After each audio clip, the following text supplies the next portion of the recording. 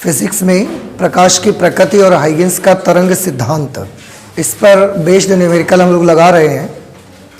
इसमें से I think कि 4 न्यूमेरिकल पिछली क्लास तक हम लोगों ने किए थे।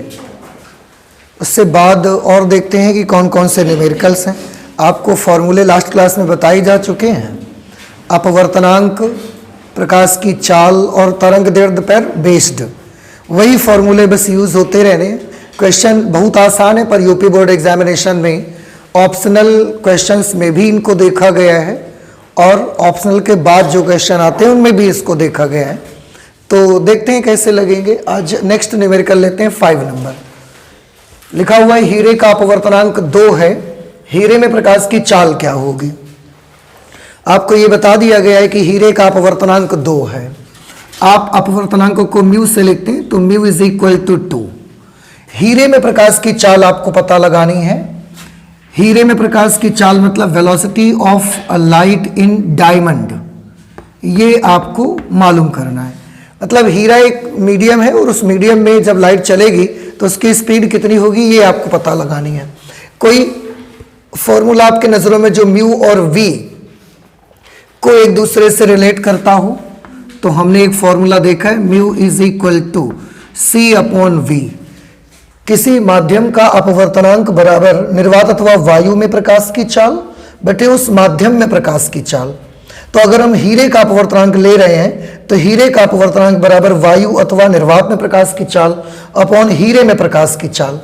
आप इसको सॉल्व करना है। ये वैल्यू आपको पता है पहले से, सी का मान, और म्यू आपको दिया जा चुका है।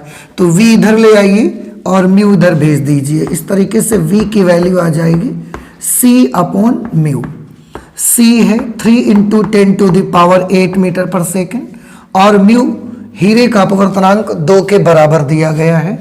इससे जब आप सॉल्व कर लेंगे, 2 से 3 को डिवाइड करेंगे तो ये 1.5 × 10⁸ मीटर पर सेकेंड। तो हीरे में जब प्रकाश चलेगा तो उसकी स्पीड आधी रह जाएगी। केवल जितनी स्पीड प्रकाश की निर्वात अथवा वायु में है उस स्पीड की आधी स्पीड होगी जब लाइट डायमंड के भीतर चलेगा।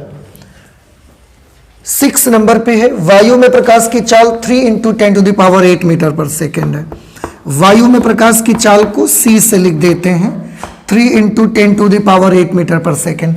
1.5 अपवर्तनांक वाले कांच में एक कांच है जिसका अपवर्तनांक 1.5 है। प्रकाश की चाल क्या होगी? बहुत सिंपल है, फिर से वही फॉर्मूला लगाएंगे, c mu is equal to c upon v. हमको तो कांच में प्रकाश की चाल मालूम करनी है, वी की वैल्यू मालूम करनी है। तो वी इज इक्वल टू हो जाएगा c upon mu. C speed of light in air और vacuum that is 3 × 10⁸ metre per second. Mu की वैल्यू यहाँ पर 1.5 दी गई है। आप जब इसे सॉल्व कर लेंगे तो v की वैल्यू आ जाएगी 1.5 2 * 3, ये 2 × 10⁸ मीटर पर सेकेंड। तो जो भी यहाँ पर कांच है उस कांच के अंदर जब लाइट चलेगी तो उसकी स्पीड देखो एयर में आ रही है, एयर निर्वात में आ रही है तो 3 × 10⁸ मीटर पर सेकेंड है। और जैसे उस ग्लास में एंटर करेगी उसकी स्पीड तुरंत से कम हो करके 2 × 10⁸ मीटर पर सेकेंड रह जाएगी, स्पीड कम हो जाएगी। 7 नंबर है कांच का अपवर्तनांक 3/2 है तथा जल का अपवर्तनांक 4/3 है। कांच का अपवर्तनांक ये दिया गया है 3/2। जल का अपवर्तनांक μ4w, दिस इज 4/3। यदि कांच में प्रकाश की चाल velocity of light in glass this is 2 × 10⁸ metre per second. तो जल में प्रकाश की चाल क्या होगी? Velocity of light in water, you have to find velocity of light in water. जल में प्रकाश की चाल आपको मालूम करनी है। तो कांच का अपवर्तनांक दिया है, जल का अपवर्तनांक दिया गया है। कांच में प्रकाश की चाल दी गई है, जल में प्रकाश की चाल आपसे पूछी गई है।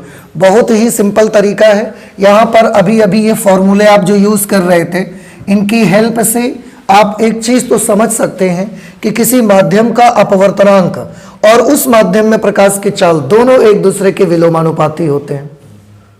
दिख रहे हैं ना आप? सी तो प्रकाश की चाल है निर्वात अथवा वायु में। ये माध्यम का अपवर्तनांक है और ये है माध्यम में प्रकाश की चाल। तो किसी भी माध्यम का अपवर्तनांक और उस माध्यम में प्रकाश की चाल दोनों एक दूसरे के विलोमानुपाती होते हैं। इसका मतलब ये हुआ कि अगर हम कांच का अपवर्तनांक अपॉन कांच का अपवर्तनांक बटे जल का अपवर्तनांक अगर हम लेंगे तो इसके लिए वेलोसिटी का क्या रिलेशन रहेगा? विलोमानुपात में है तो उल्टा रिलेशन रहेगा।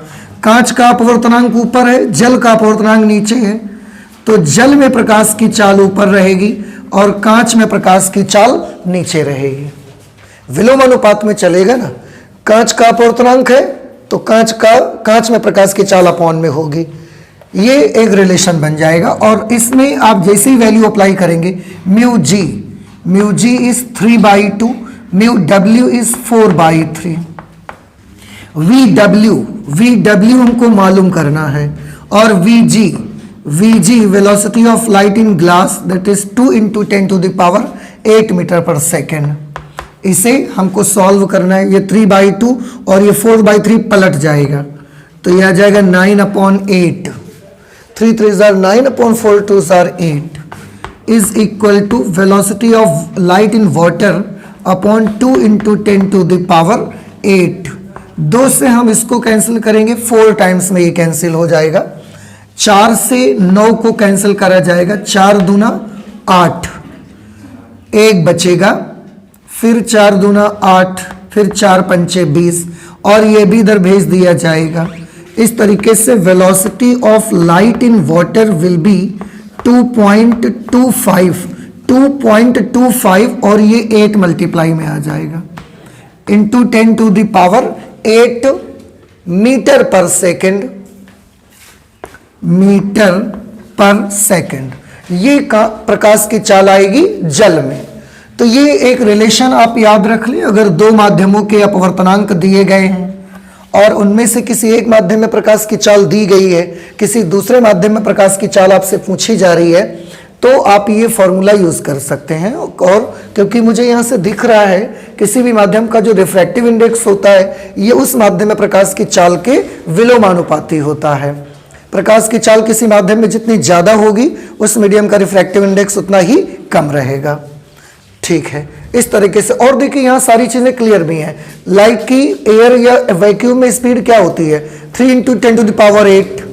इसके बाद जल और कांच की अगर हम बात करें तो जल और कांच में कहां पर प्रकाश की चाल थोड़ी ज्यादा होगी और कहां पर कम होगी? तो आंसर है कांच में कम होगी और जल में ज्यादा होगी। कांच में देखो 2 दी गई थी, 2 × 10⁸ और जल में 2.25 आ गई है, तो कांच से थोड़ी ज्यादा आ गई है। तो ये सारी चीजें बिल्कुल क्लियर है। क्वेश्चन नंबर 8 में लिखा है एक 256 हर्ट्ज आवृत्ति वाली ध्वनि तरंग की चाल। एक साउंड वेव है, उसमें एक ध्वनि तरंग है जिसकी आवृत्ति 256 हर्ट्ज है। ν1 इज इक्वल टू 256 हर्ट्ज।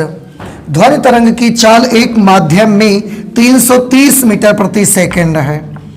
जो चाल है वो 330 मीटर प्रति सेकंड है।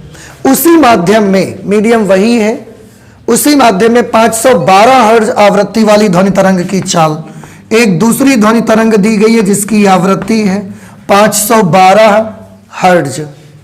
मतलब आवृत्ति क्या हो गई? जस्ट डबल हो गई है। तो पूछ रहे हैं उसमें चाल कितनी आ जाएगी? उसमें चाल V2 is equal to question mark. फिर से एक 256 हर्ट्ज आवृत्ति की ध्वनि तरंग है, उसकी किसी माध्यम में 330 मीटर पर सेकंड चाल है। एक दूसरी ध्वनि तरंग है उसी मीडियम में, उसकी आवृत्ति 512 हर्ट्ज लिखना चाहिए मुझे है। तो उसकी फिर चाल उस मीडियम में क्या होगी? आवृत्ति का और चाल का क्या रिलेशन है? आवृत्ति का और चाल का क्या रिलेशन होगा? V is directly proportional to nu, मतलब V1 upon V2 is equal to ν1 upon ν2। ठीक है ना भाई? V is equal to n lambda होता है ना।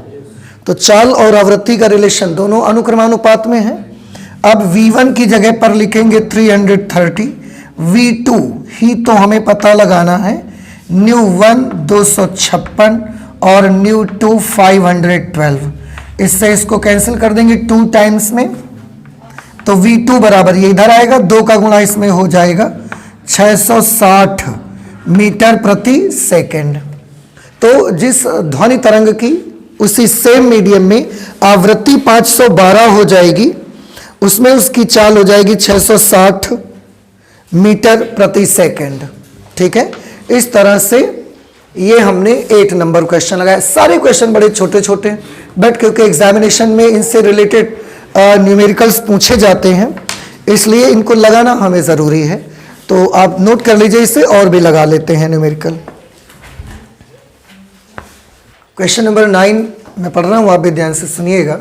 लिखा एक वर्णी प्रकाश वायु से एक माध्यम अपवर्तनांक n में अपवर्तित होता है।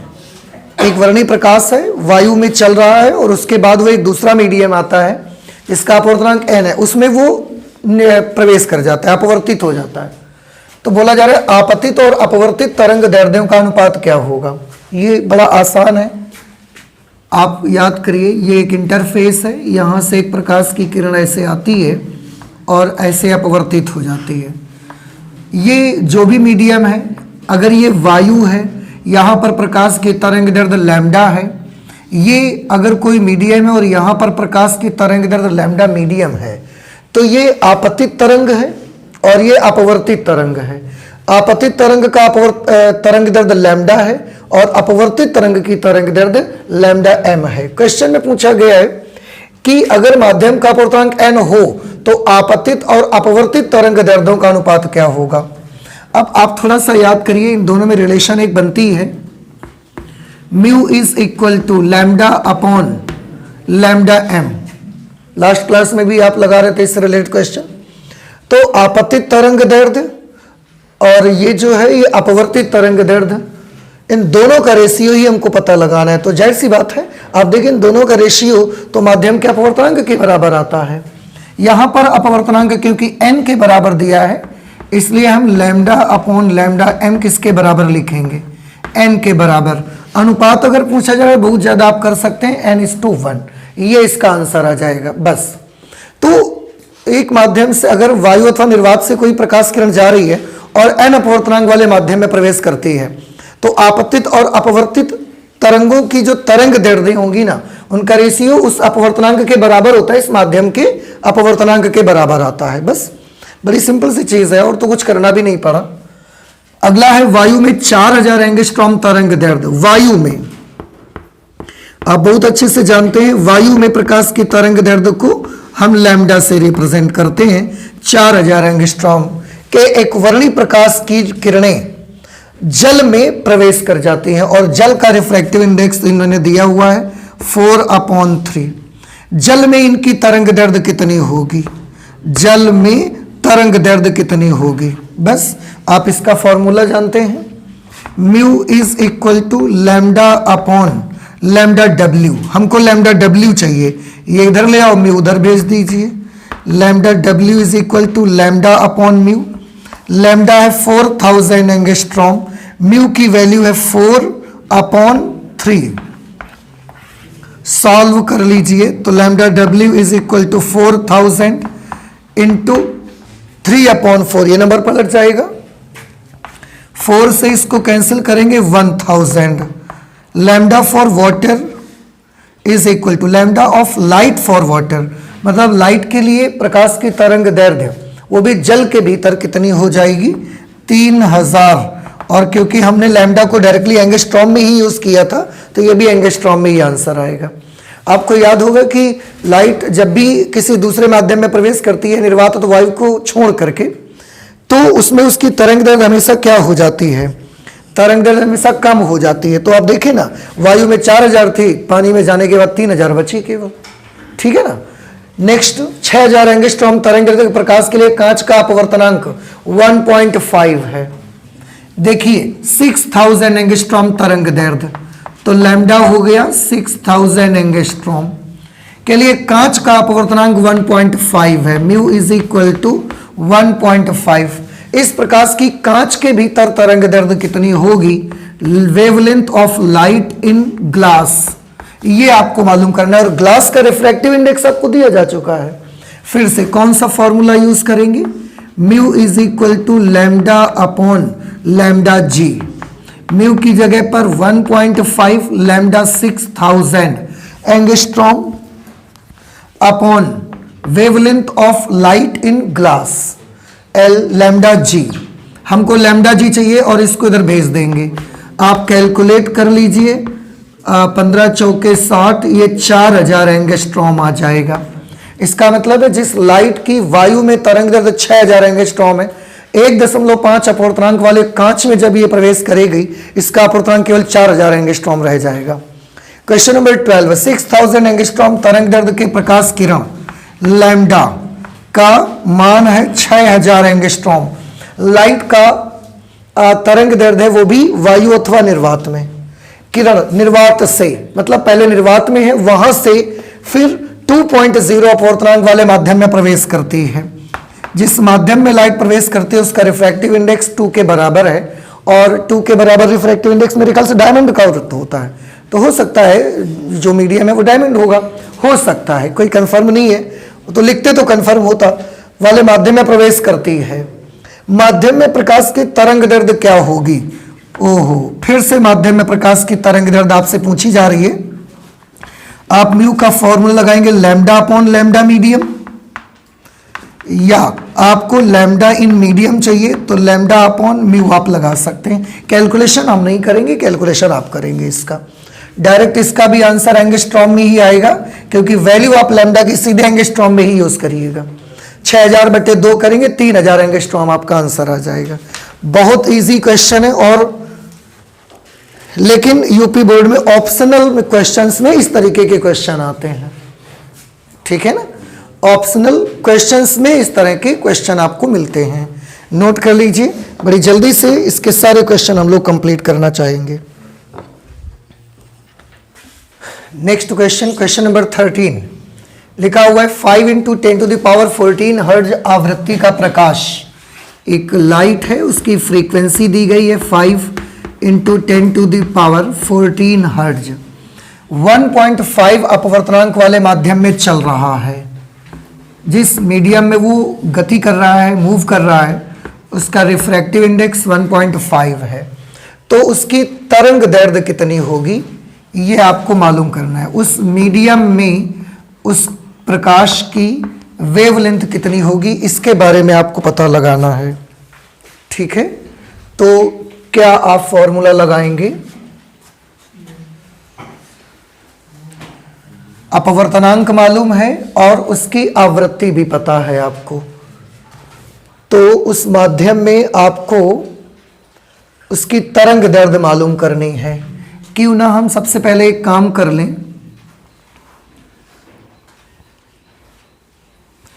Mu is equal to c upon v, इससे हम उस माध्यम में प्रकाश की चाल निकाल लें, ठीक है। देखो म्यू हमको मालूम है, सी का मान हम जानते हैं 3 × 10⁸ मीटर पर सेकेंड होता है, और वी उस माध्यम में प्रकाश की चाल है। तो जो भी मीडियम है जिसका भी रिफ्रैक्टिव इंडेक्स 1.5 है, उस माध्यम में यहां से प्रकाश की चाल निकल आएगी। अगर यहां से प्रकाश की चाल निकल आएगी तो आवृत्ति हमारे पास है, फिर v बराबर न्यू लैम्डा का फॉर्मूला लगाएंगे और उसमें तरंग दैर्ध्य निकाल लेंगे। सबसे पहले इस फॉर्मूले को हम यूज करना चाहते हैं, तो म्यू की वैल्यू लिखेंगे 1.5, सी आएगा 3 × 10⁸, v velocity of light in medium. यहां से जब आप v की वैल्यू निकालोगे, v इधर लाओगे, 1.5 इधर लाओगे, फिर डिवाइड करोगे, तो 1.5 2 * 3, 2 × 10⁸ मीटर पर सेकेंड। बेटा जिस माध्यम में वो प्रकाश चल रहा है उस माध्यम में उसकी चाल 2 × 10⁸ मीटर प्रति सेकेंड है। अब हम एक फॉर्मूला लगाएंगे, v is equal to nu lambda. उस मीडियम के लिए ही फॉर्मूला लगा देते हैं, माध्यम में प्रकाश की चाल, माध्यम में आवृत्ति, माध्यम में तरंग दैर्ध्य। तो आप चाहें तो इसे आप लैम्डा m लिख लीजिए। तो लैम्डा m के लिए क्या फॉर्मूला बना, v अपॉन न्यू। उस माध्यम की तरंग दैर्ध्य बराबर उस माध्यम में प्रकाश की चाल अपॉन उस माध्यम में प्रकाश की आवृत्ति। v की जगह पर लिखेंगे 2 × 10⁸ और उस माध्यम में प्रकाश की आवृत्ति इतनी दी गई है 5 × 10⁻14। अब आप इसे सॉल्व करिए। 5 चौके 20, 0.4 × 10⁻⁻6, ये हमारा आंसर आ जाएगा। ये और इधर खिसका दोगे तो ये 4 × 10⁻⁻7 मीटर में आएगा, लेकिन ये और एंगस्ट्रॉम में अगर बदलना चाहते हैं क्योंकि वेवलेंथ है तो 4000 एंगस्ट्रॉम भी आपको इसका जवाब मिल जाएगा। इस पे जो आंसर आ रहा है वो 4000 एंगस्ट्रॉम में ही दिया जा रहा है। देखो यहां तक समझ आ गया ना। दशमलव अगर एक अंक और लेफ्ट से राइट ले गए तो ये पावर -7 हो जाएगी। अब 4 × 10⁻⁻7 मीटर, इसे अगर आप एंगस्ट्रॉम में बदलने जाएंगे तो 4000 एंगस्ट्रॉम आपको मिल जाएगा और 4000 एंगस्ट्रॉम ही इसका आंसर आ रहा है। समझ में आ गया? तो सबसे पहले ये वाला फॉर्मूला यूज करके हम उस माध्यम में प्रकाश की चाल मालूम कर लेंगे, और अगर माध्यम में प्रकाश की चाल निकल करके आ गई तो v बराबर न्यू लैम्डा का फॉर्मूला लगाएंगे और उस माध्यम में प्रकाश की तरंग दैर्ध्य के लिए सॉल्व करके आंसर निकाल लेंगे। ठीक है। 14 नेक्स्ट क्वेश्चन हमारा है, लिखा है कांच और जल के निरपेक्ष अपवर्तनांक 3/2 और 4/3 है। कांच का निरपेक्ष अपवर्तनांक μg ये 3/2 है। जल का निरपेक्ष अपवर्तनांक μw ये 4/3 है। कांच तथा जल में प्रकाश की चालों का अनुपात क्या होगा? कांच में प्रकाश की चाल और जल में प्रकाश की चालों का अनुपात आपको चाहिए बेटा। अपवर्तनांक दिए गए हैं, माध्यम में प्रकाश की चालों का अनुपात चाहिए। आपको याद होगा अभी कुछ देर पहले ही हमने बताया कि किसी भी माध्यम में प्रकाश की जो चाल होती है वो उस माध्यम के अपवर्तनांक के विलोमानुपाती होती है। याद आया आपको? तो अगर आपको कांच में प्रकाश की चाल अपॉन जल में प्रकाश की चाल ये रेशियो पता लगाना है तो आपको जल का निरपेक्ष अपवर्तनांक बटे कांच का निरपेक्ष अपवर्तनांक करना पड़ेगा। विलोमानुपात में ना उल्टा लगाएंगे फॉर्मूला। v का अगर g ऊपर होगा तो म्यू का g नीचे रहेगा, और v का w अगर नीचे है तो v का म्यू का w ऊपर रहेगा। इस तरीके से vg upon vw, mu for w 4/3 और म्यू फॉर g 3/2। ये इसे आप सॉल्व कर लीजिए। कांच में प्रकाश की चाल बटे जल में प्रकाश की चाल, ये नंबर पलट करके 4 दूना 8 और 3 तियां 9 बना लेगा। इस तरीके से कांच में प्रकाश की चाल और जल में प्रकाश की चालों का अनुपात आएगा 8:9। ये कांच में प्रकाश की चाल और जल में प्रकाश की चाल का अनुपात आपको मिल जाएगा।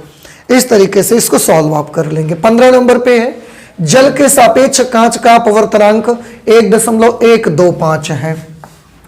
जल के सापेक्ष कांच का अपवर्तनांक μgw, जल के सापेक्ष कांच का अपवर्तनांक μgw। यहां से पता लग रहा है कि लाइट आ कहां से रही है? जल से, और प्रवेश कहां पर कर रही है?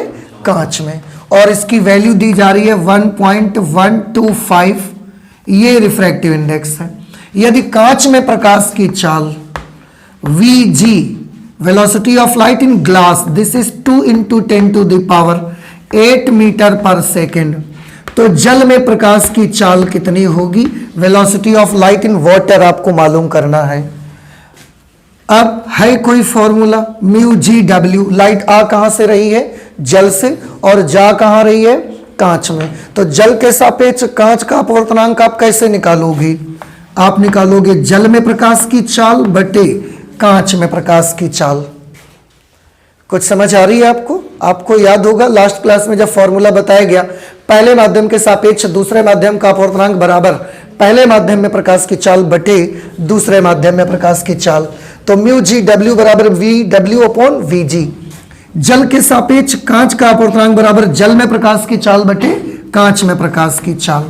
म्यू जी डब्ल्यू की वैल्यू है 1.125, वी डब्ल्यू मालूम करना है हमको, और वी जी 2 × 10⁸ metre per second. V W अगर आपको निकालना है तो इसका गुणा हो जाएगा इधर आकर के, ये 2 5 जार 10, 2 2 जार 4 1 5, 2 1 जार 2 और 2 1 jar 2 into 10⁸ metre per second. जल में प्रकाश की चाल आएगी 2.25 गुणे 10⁸ मीटर प्रति सेकेंड। ठीक है। 16th नंबर, ये फिर से वही क्वेश्चन। निर्वात में प्रकाश की तरंग दैर्ध्य 4800 एंगस्ट्रॉम है, तो ये लैम्डा की वैल्यू है 4800 एंगस्ट्रॉम। जल में इसकी तरंग दैर्ध्य कितनी होगी? Lambda of light in water आपको पता लगाना है। जल का अपवर्तनांक दिया गया है 4/3, कर लेंगे। जल में प्रकाश की तरंग दैर्ध्य बराबर वायु अथवा निर्वात में प्रकाश की तरंग दैर्ध्य बटे जल का अपवर्तनांक। आप इसे सॉल्व करेंगे, आपको आपका आंसर मिल जाएगा। ठीक है, नोट कर लीजिए जल्दी से। देखिए, क्योंकि क्वेश्चन रिपीट हो रहे हैं, अब मुझे लगता है इनको हमें नहीं लगाना चाहिए, समय फालतू का हमें इसमें व्यर्थ नहीं गंवाना चाहिए। अगले लेसन पे हम लोग चल पड़ेंगे। इस लेसन का नाम है व्यतिकरण, इंटरफेरेंस के न्यूमेरिकल्स हम लोग लगाएंगे, लेकिन अब उन्हें लगाएंगे अगली क्लास से। आज एक काम कर रहे हैं हम, आपको कुछ क्वेश्चंस बोले दे रहे हैं, आप इन्हें लगा लीजिएगा जाके। ठीक है, आंसर भी बता देंगे आपको, आप नोट करिए, हम बोल देते हैं आपको, क्योंकि क्वेश्चंस का तरीका आप सब समझ रहे हैं। सारे क्वेश्चन छोटे छोटे हैं और वही क्वेश्चन बार बार रिपीटेशन भी हो रहा है उसी टाइप के क्वेश्चंस का, इसलिए ज़्यादा समय को इस पर देना व्यर्थ होगा हमारा। तो हम कुछ क्वेश्चन आपको बोले दे रहे हैं, आप नोट कर लीजिए। ठीक है, लिख लीजिए। एक क्वेश्चन जरा लिखिए, 1850 एंगस्ट्रॉम। पहला क्वेश्चन लिख लीजिए, 1850 एंगस्ट्रॉम के पराबैंगनी प्रकाश की आवृत्ति ज्ञात कीजिए। के पराबैंगनी प्रकाश की आवृत्ति ज्ञात कीजिए। 1850 एंगस्ट्रॉम के पराबैंगनी प्रकाश की आवृत्ति ज्ञात कीजिए। की आवृत्ति ज्ञात कीजिए। ठीक है, आपको क्या दी गई है? तरंग दैर्ध्य आपको दी गई है। आप सीधे सीधे फ्रीक्वेंसी के लिए फॉर्मूला लगाइएगा C/λ, और C की जगह पर 3 × 10⁸ मीटर पर सेकेंड यूज करिएगा, आंसर आपका मिल जाएगा। आंसर नोट कर लीजिए, 1.62 × 10⁻15, 1.62 × 10⁻15 हर्ट्ज। फ्रीक्वेंसी का यूनिट हर्ट्ज होता है। ठीक है, नेक्स्ट क्वेश्चन लिखिए। किसी एक वर्ण के प्रकाश के लिए, किसी एक वर्ण के प्रकाश के लिए, किसी एक वर्ण के प्रकाश के लिए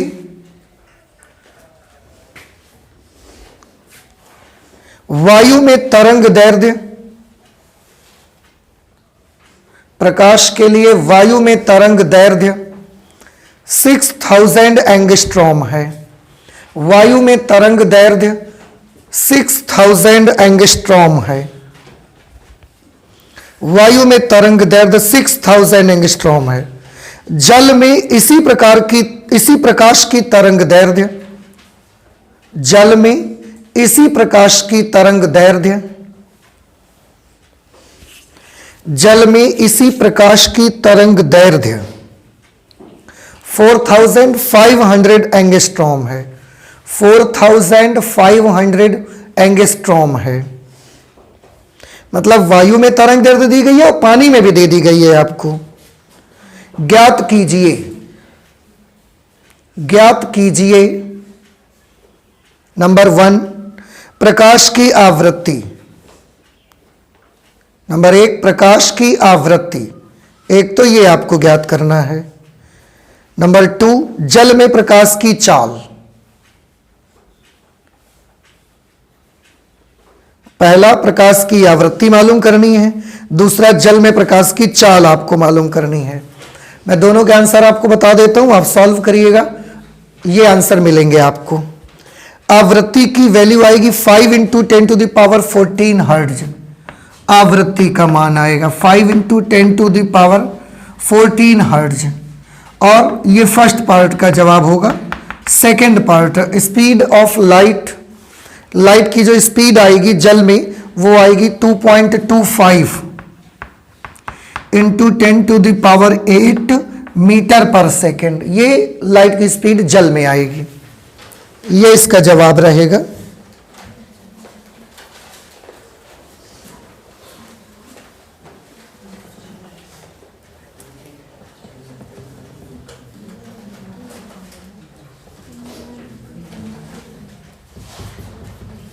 ठीक है, अगला लिखिए। उस पदार्थ का अपवर्तनांक क्या है? उस पदार्थ का अपवर्तनांक क्या है? उस पदार्थ का अपवर्तनांक क्या है? इस क्वेश्चन में अपवर्तनांक पूछा जा रहा है। देखिए, उस पदार्थ का अपवर्तनांक क्या है जिसमें प्रकाश की चाल, उस पदार्थ का अपवर्तनांक क्या है जिसमें प्रकाश की चाल, उस पदार्थ का अपवर्तनांक क्या है जिसमें प्रकाश की चाल 2.3 × 10⁸ मीटर पर सेकेंड है। 2.3 × 10⁸ मीटर पर सेकेंड है, जिसमें प्रकाश की चाल 2.3 × 10⁸ मीटर पर सेकेंड है। इसमें आपको अपवर्तनांक मालूम करना है, आप सॉल्व करिएगा इसको, इसका आंसर आपको मिलेगा 1.3, 1.3, ये आंसर आपको मिल जाएगा।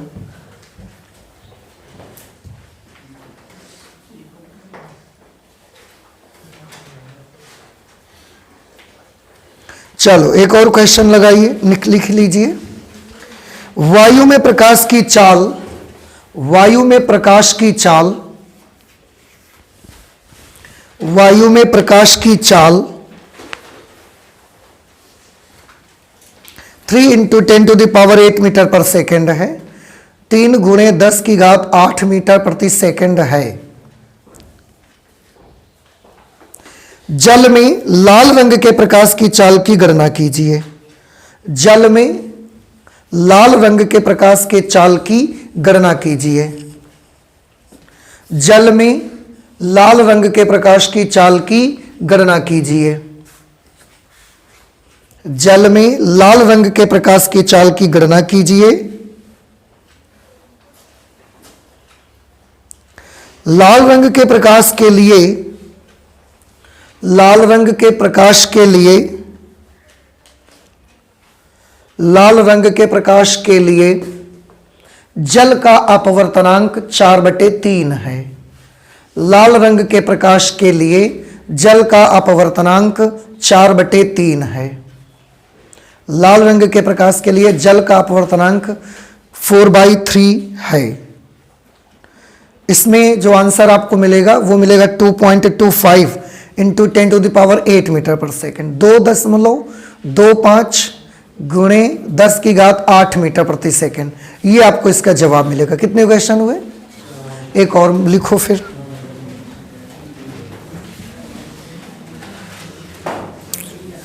ऐसे ही सब क्वेश्चन है बेटा, और इसी प्रकार के क्वेश्चंस आते भी हैं एग्जाम में।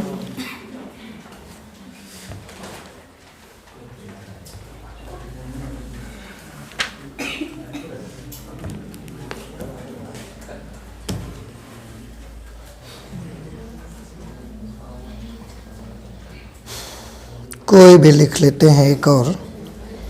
वायु में सोडियम के पीले प्रकाश की तरंग दैर्ध्य, वायु में सोडियम के पीले प्रकाश की तरंग दैर्ध्य, वायु में सोडियम के पीले प्रकाश की तरंग दैर्ध्य, वायु में सोडियम के पीले प्रकाश की तरंग दैर्ध्य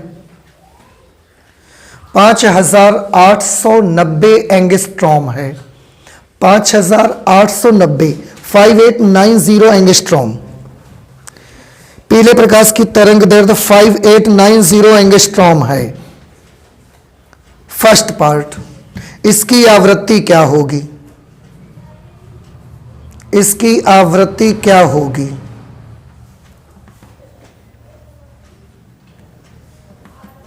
सेकेंड पार्ट,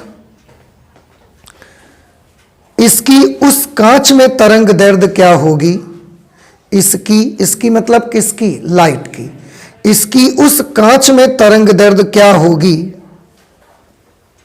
इसकी उस कांच में तरंग दैर्ध्य क्या होगी? इसकी उस कांच में तरंग दैर्ध्य क्या होगी जिसका अपवर्तनांक 1.5 है?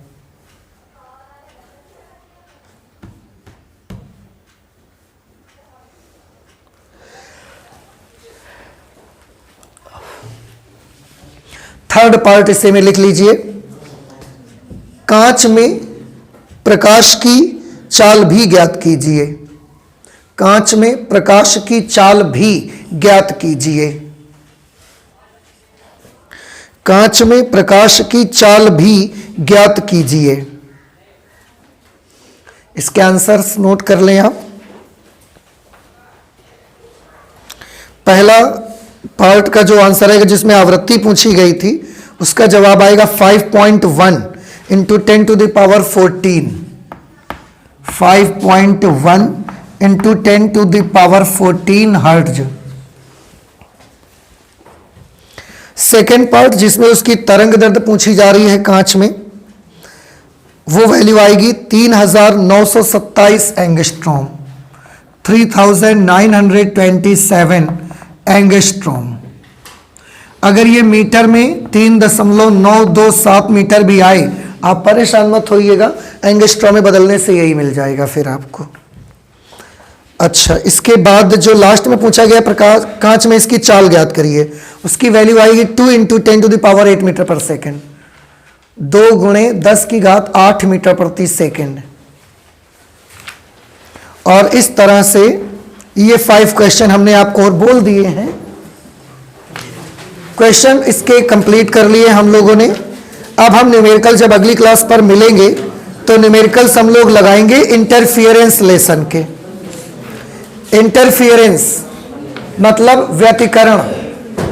व्यतिकरण का लेसन आपने पढ़ा है कि नहीं पढ़ा है? पढ़ा हुआ है। इंटरफियरेंस का पूरा लेसन आपने पढ़ा, उस पर जितने फॉर्मूले आते थे वो पढ़ा हुआ है। हम आपको जरूर एक बात कहना चाहेंगे कि जब आप कल आइएगा, मतलब जब अगली क्लास हमारी लगेगी, उसमें जब आएंगे तो आप इंटरफेरेंस को रिवाइज करके आएंगे। एक बार सुन रहे हैं कि बातें कर रहे हैं आप लोग? आप जब अगली क्लास में आएंगे तो क्या करके आएंगे? इंटरफेरेंस लेसन का रिवीजन कर लीजिए, उससे आपको एक बार सारे फॉर्मूले फिर से क्लियर हो जाएंगे। और जब आप यहां पर आएंगे तो एक बार हम भी सारे फॉर्मूले बता देंगे और उसके बाद हम न्यूमेरिकल लगाना स्टार्ट कर देंगे। ठीक है, उससे आपको थोड़ा ज़्यादा अच्छा लगेगा, चीज़ें ज़्यादा समझ में आएंगी अगर ऐसा आप कर लेते हैं तो। नहीं करेंगे तो भी समझ में आएंगी, लेकिन अगर वैसा करेंगे तो थोड़ा ज़्यादा अच्छा लगेगा। ठीक है, तो फिर आज फिजिक्स में इतना ही रख लिया जाए, आगे और पढ़ाई करेंगे हम लोग अगली क्लास पर करेंगे। और जैसा कि मैंने आपको बताया कि पिछले ईयर्स के जो पेपर्स आपके हुए हैं, कोड सहित, उनका नंबर सहित पूरा एक एक क्वेश्चन बढ़िया से सॉल्व करा गया है।